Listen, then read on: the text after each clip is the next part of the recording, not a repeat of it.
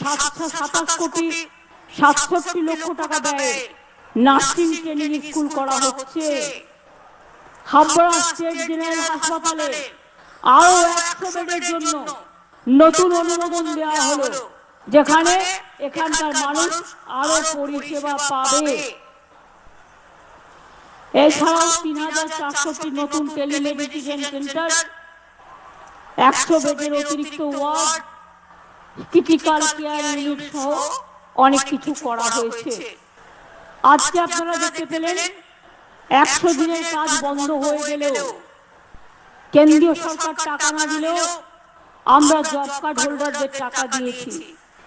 নামেই ওটা 100 দিনের কাজ ছিল, কিন্তু বছরে ওটা 30-35 দিন হতো। তাই আমরা ধাপ্পা না দিয়ে আর দিল্লির কাছে মাথা নত না করে আজ থেকে কর্মশ্রী প্রকল্প চালু করছি, যাতে 50 দিন জব কার্ড হোল্ডাররা কাজ পাবেন এবং তাদের টাকা নিশ্চিন্ত থাকবে। কিছুদিন আগে লক্ষ্মীর ভান্ডার প্রকল্পে 13 লক্ষ মা বোনকে আমি আরো ঢুকিয়েছিলাম, তারা আমার কাছে আবেদন করেছিলেন। এবারও 3,85,000 আরো বাড়ানো হচ্ছে, তারা নতুন করে আবেদন করেছে। অর্থাৎ মোট লক্ষ্মীর ভান্ডার সংখ্যা হচ্ছে 2,15,42,000। কিছুদিন আগে বার্ধক্য ভাতা 9 লক্ষ বাড়ানো হয়েছিল, এখন আরো 2,40,542 জন বাড়ানো হলো। ফলে বার্ধক্য ভাতা প্রাপকের সংখ্যা 30,34,176 জন হলো। আর লক্ষ্মীর ভান্ডারের মেয়েরা জানেন যে 1 এপ্রিল থেকে যারা 500 টাকা পেতেন সারা জীবনে 1000 টাকা পাবেন, আর যারা তপশিলি আদিবাসী আছেন যারা 1000 টাকা পেতেন তারা 1200 টাকা করে পাবেন। এছাড়াও আশা অঙ্গনওয়াড়ি থেকে শুরু করে সিভিক ভলেন্টিয়ার, গ্রিন পুলিশ থেকে শুরু করে সবারটাই বাড়ানো হয়েছে। আমি জানি আমাদের ভিলেজ রিসোর্স পার্সন যারা আছে তারাও ভিলেজে অনেক কাজ করে। আমি তাদের জন্য 750 টাকা বৃদ্ধির প্রস্তাব এখানে রাখছি, যাতে পঞ্চায়েতে তারা ভালো করে কাজ করতে পারে। এবার আমি আসবো আসল কথায়। এটা ছিল সরকারি কাজ।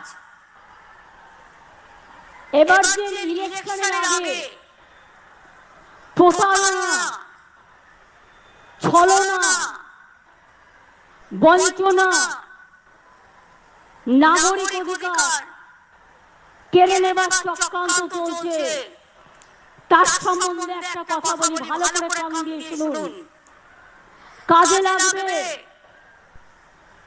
যে রুলসটা কালকে কেন্দ্রীয় সরকার ঘোষণা করেছে, আদৌ এটা বৈধ কিনা আমার সন্দেহ আছে। কোনো ক্ল্যারিটি নেই, টোটাল হাওয়া। ইলেকশনের আগে যুদ্ধ খেলা 19 সালেও করেছিল, 2019 সালে এনআরসি নামে আসামে 19 লক্ষ লোকের মধ্যে 13 লক্ষ বাঙালি হিন্দুকে বাদ দেওয়া হয়েছিল। অনেক মানুষ দুঃখে আত্মহত্যা করেছিল। আজকে যে বিজেপি নেতারা বলছেন ক্যা করে দিলাম, অধিকার দিয়ে দিলাম, এবার আমি আপনাদের কাছে কয়েকটা কোশ্চেন করছি। তার মানে এখন যাদের দরখাস্ত করতে বলা হচ্ছে,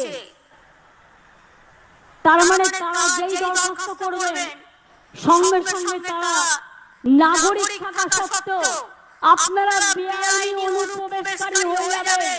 তাহলে আপনাদের সম্পত্তি কি হবে, আপনাদের চাকরি বাকরি কি হবে, আপনাদের ছেলে মেয়েদের পড়াশোনা কি হবে, সবটাই বেআইনি ডিক্লেয়ার হয়ে যাবে।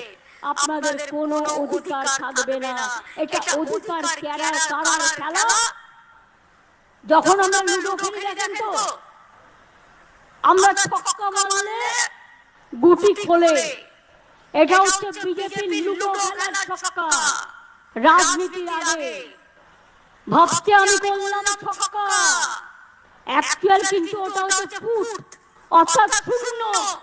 নিট রেজাল্ট হচ্ছে জিরো।